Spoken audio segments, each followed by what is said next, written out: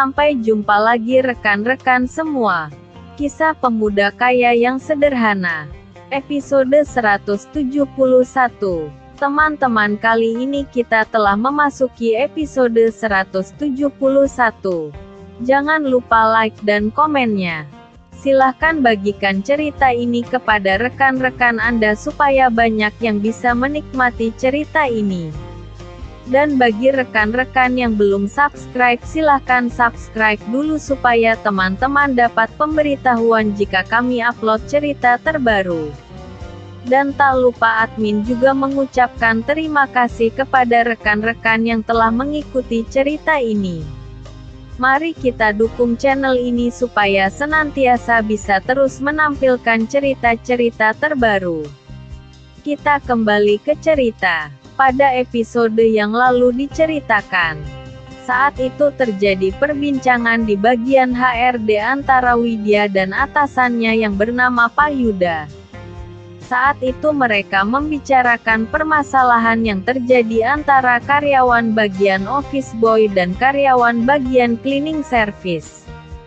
Dan pada bagian yang lalu juga diceritakan Pak Dani yang merupakan pimpinan dari para office boy menghubungi HRD yang saat itu diterima oleh Widya melalui sambungan telepon. Rupanya karena Widya tidak berani mengambil keputusan sehingga Widya berkata kalau ia akan menampung laporan tersebut dan akan disampaikan kepada atasannya untuk ditindaklanjuti.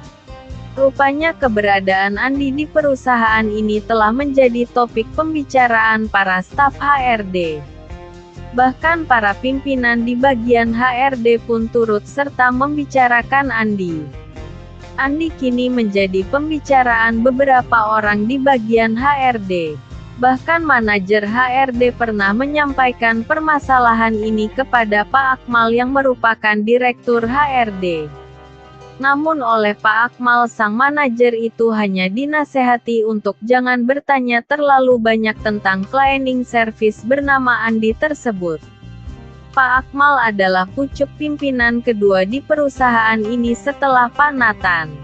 Sehingga manajer HRD tersebut tidak berani melanjutkan pertanyaannya kembali kepada Pak Akmal. Kita kembali kepada Andi. Saat ini Andi terlihat melanjutkan aktivitasnya. Jam telah menunjukkan pukul 9 pagi. Kini Andi dan kedua orang temannya telah berada di halaman samping perusahaan itu. Mereka terlihat menggunakan semacam sapu lidi namun dengan pegangan panjang seperti tongkat yang biasanya dipakai untuk membersihkan sampah dari daun-daun yang berjatuhan. Mas, tolong dong. Andi dan teman-temannya dikejutkan oleh datangnya suara dari arah belakang mereka. Tampak seorang staf wanita berusia sekitar 27 tahun melambaikan tangan memanggil mereka. Andi kemudian datang menghampiri wanita tersebut. Dan ketika Andi mendekat, wanita itu segera berkata, "Mas, aku ada beberapa data yang tertinggal di meja di lantai 2 di bagian pembelian. Masnya bisa bantu ambilkan berkas-berkas itu apa tidak?" Kata wanita itu tanpa ekspresi kepada Andi. "Bisa Bu. Gak apa-apa Bu," kata Andi kemudian. "Iya Mas. Aku punya berkas ada dalam map warna hijau dan di situ ada tulisan data pembelian bulan Mei tahun 2021 ya Mas. Cepat Mas diambilnya soalnya aku buru-buru banget nih Mas. Nanti tanya pada orang di ruangan meja Bu Nina ya Mas," kata wanita bernama Nina itu. Dan mendengar perkataan dari wanita bernama Nina tersebut kini Andi kemudian segera berjalan ke lantai 2 ke ruang bagian pembelian. Tak berapa lama kemudian Andi telah sampai di lantai 2 perusahaan itu. Andi segera menuju ke ruang bagian pembelian. Dan mencari ruang bagian pembelian adalah hal yang mudah bagi Andi. Hal itu karena Andi sudah terbiasa dengan ruangan-ruangan tersebut. Dan setelah memasuki ruangan bagian pembelian Andi kemudian bertanya kepada seorang staf bagian pembelian tentang meja Ibu Nina. Pak, maaf, saya disuruh Ibu Nina mengambil berkas yang tertinggal. Mejanya di sebelah mana ya Pak? Tanya Andi kepada seorang staf yang saat itu terlihat sedang duduk santai sambil bermain game di komputernya. Staf tersebut hanya menunjuk ke arah yang dimaksud tanpa berkata-kata sedikit pun. Andi kemudian berjalan menuju ke meja yang dimaksud staf tersebut. Sebuah meja kerja sangat bagus berwarna kecoklatan yang posisinya ada di pojok ruangan. Andi kemudian menemukan map warna hijau yang dicarinya dan mengambil map tersebut untuk diserahkan kepada Ibu Nina. Namun sebelum Andi meninggalkan ruangan tersebut, Andi melihat ada sesuatu yang tak biasa di ruangan itu. Perusahaan ini dinamis dan semua karyawan sangat cekatan dalam bekerja. Namun ruangan ini terlihat sangat berbeda dibandingkan dengan bagian lain di perusahaan ini. Kondisi kerja di ruangan ini terlalu santai atau boleh dibilang terlalu malas menurut Andi. Dan kini Andi berinisiatif untuk memvideokan ruangan itu secara sembunyi-sembunyi. Hasil rekaman selama beberapa menit dari kondisi ruangan itu segera Andi kirimkan kepada Pak Akmal. Dan Andi juga kemudian berkata kepada Pak Akmal kalau kondisi kerja di ruangan itu tak biasanya dibandingkan bagian lain di perusahaan ini, dan Andi juga meminta tolong hal ini ditindaklanjuti. Andi kemudian meninggalkan ruangan itu untuk menuju ke Bu Nina. Dan Andi kemudian bertemu dengan Ibu Nina. Santai amat ya Bu, bagian pembelian. Tadi Pak Akmal sempat mengintip sejenak tuh. Mana pada main game lagi? Kata Andi mencoba melihat reaksi Bu Nina. Rupanya kata-kata dari Andi itu membuat Bu Nina sedikit panik dan tampak kaget. Yang benar kamu Mas. Ya kalau Ibu tidak percaya Ibu lihat saja sendiri. Teman-teman Ibu di ruangan malah pada asyik main game tuh. Mendengar kata-kata dari Andi tersebut, Bu Nina terlihat malu dan kemudian berkata, "Sudah Mas, tidak usah dibahas." Mendengar perkataan dari Bu Nina itu, Andi segera berkata, "Dikeluarin saja dan diganti staf yang baru saja, biar nanti saya bilang Pak Akmal. Soalnya saya kalau sore biasanya saya kan ke ruang Pak Akmal untuk bersih-bersih." Kata Andi kemudian. Bu Nina kemudian meninggalkan tempat itu untuk beraktivitas kembali dan mengucapkan terima kasih kepada Andi. Dan saat itulah Bu Nina mulai terganggu pikirannya dengan ucapan Andi yang terakhir. Wah, bahaya deh kalau sampai Pak Akmal melihat ruangan mereka pagi ini. Semua bisa berantakan deh. Karena Nina tahu sendiri semenjak beberapa minggu ini pimpinannya pindah kerja dan belum ada penggantinya. Memang keadaan bagian pembelian agak kacau. Hal itu karena pada bagian pembelian belum ada yang memimpin. Pagi ini jam telah menunjukkan pukul 10:04. Andi kemudian bersama dengan Firman dan Imam telah terlihat berkumpul dengan teman-temannya di bagian cleaning service. Pagi ini Andi kemudian menemui Pak Dimas dan mengatakan kalau hari ini Andi hanya sampai jam 12 saja di perusahaan ini. Wah, saya sebenarnya kalau boleh memilih saya ingin Mas Andi lebih banyak do perusahaan ini Mas. Apalagi teman-teman di perusahaan ini juga sekarang sudah pada tahu ternyata Mas Andi yang mengusulkan ke HRD tentang pengangkatan pegawai tetap bagi para cleaning service. Mendengar apa yang dikatakan Pak Dimas itu, Andi kemudian berkata, "Iya Pak, sebenarnya saya juga maunya seperti itu Pak. Saya pingin kita seperti dulu Pak. Tapi saat ini memang situasinya tidak tepat Pak. Saat ini hanya ini yang bisa saya lakukan Pak." "Iya Mas. Mending seperti dulu lagi. Kan kita bisa tambah ramai dan enak. Apalagi kan sekarang ini sudah makin banyak orang di bagian kita ini. Jadi kemungkinan kita sudah tidak secapai dulu lagi Mas dalam bekerja." kata Imam yang ikut menimpali pembicaraan tersebut. Iya Mas Imam, saya sih pinginnya seperti itu. Apalagi saya sudah sangat akrab dan begitu nyaman dengan teman-teman. Berat juga Mas ninggalin teman-teman di sini. Makanya ini masih saya usahakan ke sini walaupun seminggu paling beberapa kali. Ini juga nanti saya jam 12 sudah pergi lagi Mas. Saya sih mikirnya begini Mas. Saya lakukan ini karena saya juga pingin dekat dengan teman-teman sekalian juga kerja di sini.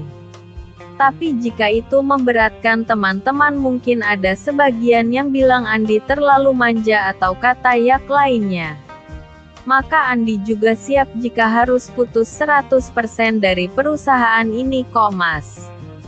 Wah tidak begitu Mas. Teman-teman itu keberatan karena pingin selalu dekat sama Mas Andi. Karena Mas Andi menurut kami sangat baik. Dan bukan masalah yang lain Mas. Apalagi kini teman-teman sudah banyak yang diangkat menjadi pegawai tetap. Kami banyak berhutang budi sama Mas Andi Mas, satu kata Firman yang kemudian diiyakan oleh teman-teman yang lainnya. Rupanya mendapatkan kata-kata seperti itu dari teman-temannya membuat Andi menjadi terharu. Bantuan kecilnya itu ternyata sangat berarti bagi teman-temannya. Saat itu Andi berpikir, ternyata kebahagiaan itu terkadang tidak diukur dari seberapa besarnya materi yang didapatkan. Tapi berada di tengah-tengah para sahabat yang baik seperti ini pun ini adalah sebuah kebahagiaan yang begitu luar biasa baginya. Andi kemudian berkata kepada teman-temannya, sabar teman-teman semua, walaupun Andi semisal tidak di sini lagi percayalah sama Andi. Andi pasti akan berusaha melakukan yang terbaik bagi teman-teman. Teman-teman tidak selamanya akan menjadi cleaning service kok. Nanti teman-teman saat usia telah menginjak 40 tahun teman-teman akan ditawarkan posisi pekerjaan yang lebih ringan lagi. Perusahaan ini sudah memikirkan nasib teman-teman, makanya Andi berharap teman-teman dari sekarang jangan putus asa. Terus tingkatkan ilmu kalian. Dan untuk Pak Dimas juga sudah mendapatkan info pihak HRD siap jika Pak Dimas ingin pindah ke bagian yang lain jika Pak Dimas merasa keberatan di bagian ini. Kini teman-teman Andi hanya terdiam ketika Andi berkata seperti itu. Rupanya Andi memang membawa banyak perubahan untuk kehidupan mereka. Dan mereka percaya dengan apa yang baru saja Andi katakan. Dan kini mereka menjadi semakin menyukai perusahaan ini karena ternyata perusahaan ini begitu memikirkan nasib mereka. Apalagi kini sebagian besar cleaning service memang telah menjadi pegawai tetap di perusahaan ini kecuali yang masa kerjanya belum mencapai 1 tahun. Jam 12 siang Andi kemudian meninggalkan perusahaan ini. Dan teman-teman Andi terlihat begitu kehilangan dengan kepergian Andi tersebut. Ya walaupun beberapa hari yang akan datang Andi juga akan datang ke perusahaan ini tapi mereka begitu menginginkan Andi senantiasa ada di tengah-tengah mereka. Kini waktu telah menunjukkan pukul 1 siang. Andi kini telah terlihat di lantai 5 perusahaan yang dipimpin ayahnya. Siang ini Andi melihat anak buahnya begitu sibuk dan tenggelam dalam rutinitas kerja mereka.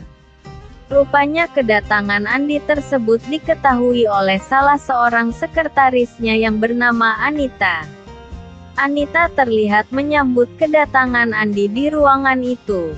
Rupanya kedatangan Andi membuat konsentrasi kerja para anak buahnya menjadi terbagi. Selamat siang Pak, kata Pak Tio dan Pak Rizal kepada Andi. Iya selamat siang semua ya. Silahkan dilanjut kerjanya. Pak Andre tiba-tiba menghampiri Andi. Pak ada yang ingin kami katakan sama Bapak kalau Bapak ada waktu. Kata Pak Andre. Oh ya tunggu setengah jam lagi Pak Andre ke ruanganku ya. Kata Andi kemudian. Tapi ini kita perlu bicara beberapa orang Pak. Apa tidak di ruang meeting saja, Pak? Kata Pak Andre. Rupanya Andi agak segan juga dengan Pak Andre yang usianya hampir seusia dengan ayahnya itu. Baik, kalau begitu setengah jam lagi saya ke ruang meeting, jadi tolong Bapak ke ruang meeting dulu dengan timnya dan tolong dipersiapkan segala sesuatunya ya Pak. Kata Andi terdengar ramah kepada Pak Andre. Baik Pak, kalau begitu saya siap. Kata Pak Andre. Pak Andre kemudian berjalan menuju meja kerjanya. Sementara itu Andi kini telah memasuki ruang kerjanya. Dan setelah Andi selesai mengecek berbagai dokumen dan persiapan lainnya, maka Andi segera melangkah menuju ke ruang meeting. Komisaris perusahaan ini ada 2 orang dan yang satunya adalah Bulina, mamanya Andi. Namun Bulina biasanya menyerahkan segala sesuatunya kepada Pak Billy maupun Andi. Sehingga karena kali ini Andi sendirian, sehingga keputusan apapun Andi yang menentukan. Itulah kisah pemuda kaya yang sederhana episode 171. Terima kasih kepada rekan-rekan yang sudah mengikuti cerita ini.